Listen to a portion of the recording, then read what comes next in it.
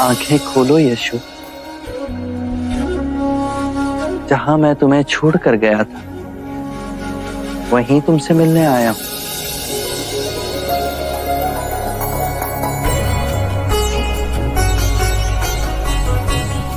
तुम्हें दिया हुआ वचन पूर्ण करने आया हूं। यशोधरा की व्यथा अब हमसे नहीं देखी जा रही है। नारी का धैर्य और निस्वार्थ ऐसा उज्ज्वल रूप मैंने कभी नहीं देखा। जब उसे ज्ञात हुआ कि तुमने धरती को अपना बिछाना बना दिया है तो उसने भी धरती को अपना सैया बना दिया। गहने और रेशमी वस्त्र त्याग दिए और उसने भी गिरवा पहन लिया। जब उसे पता चला कि तुम एक ही बार भोज करते हो, उसने भी एक ही बार भोज करना शुरू किया।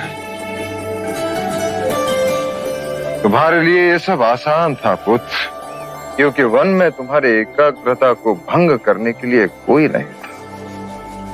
परंतु यशोधरा इसी संसार में, इसी वैभव में, इसी ऐश्वर्य में ये सब कर पाई। सबके ताने सुनकर अपनी आस्था पर अटल रही। यशो,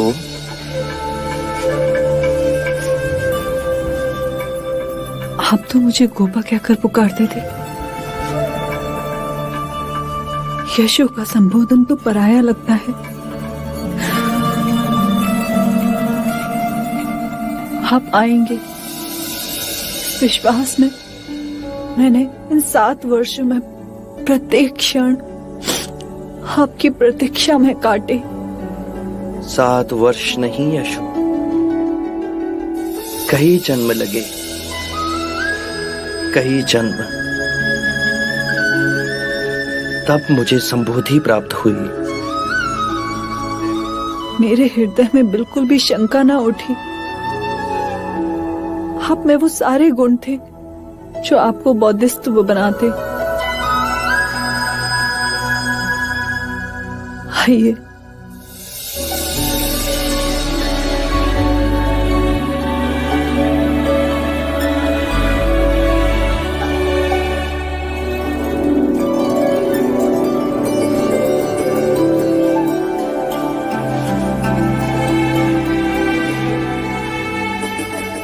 एक प्रश्न जो मेरे हृदय में टीस बनकर बैठा है,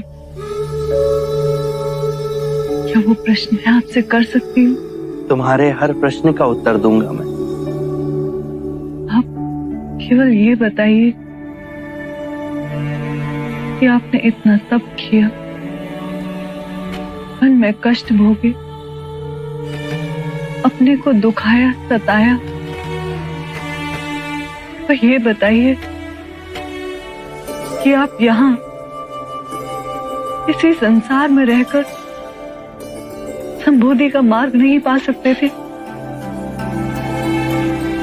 मैं आपके मार्ग में बाधक नहीं बनती। यशो, नारी हर बंधनों के बीच रहकर भी मुक्ति पा लेती है, पर नारी हृदय और पुरुष हृदय के भेद को भी समझना होगा। आकाश से वर्षा तब तक नहीं होती जब तक सूर्य की उग्रता से जल भाप ना बन जाए। मुझे संसार से विमुख होना ही था, तब से इस शरीर को जलाना ही था, अपने अंतर के मारा को पराजित करना ही था, और अपने अंतर के मारा से संघर्ष केवल एकांत में ही हो सकता था। उसे पराजित करना मेरे जीवन और मरण का प्रश्न था, और अपने अंतर के मारा से मुक्ति पा मुझे संबोधि का मार्ग प्राप्त हुआ। ये परम ज्ञान अब केवल मेरा नहीं, जन जन का है। अर्थात अब आप मेरे और राहुल के सौभाग्य में नहीं। यशो, यदि तुम दोनों का ही दुख दूर करूं तो इस संसार की असंख्य पीड़ित आत्माओं का क्या होगा? ये सारा संसार ही मेरा हो चला है।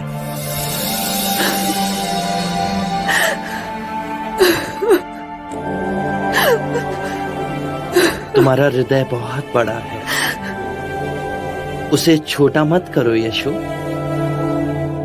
बुद्ध दीपांकर के आशीर्वाद से हम दोनों जन्मों से जुड़े हैं। इस जन्म में तुम्हारे साथ, तुम्हारी सहनशीलता, तुम्हारे धीरज के कारण ही मैं संबोधि को प्राप्त हुआ।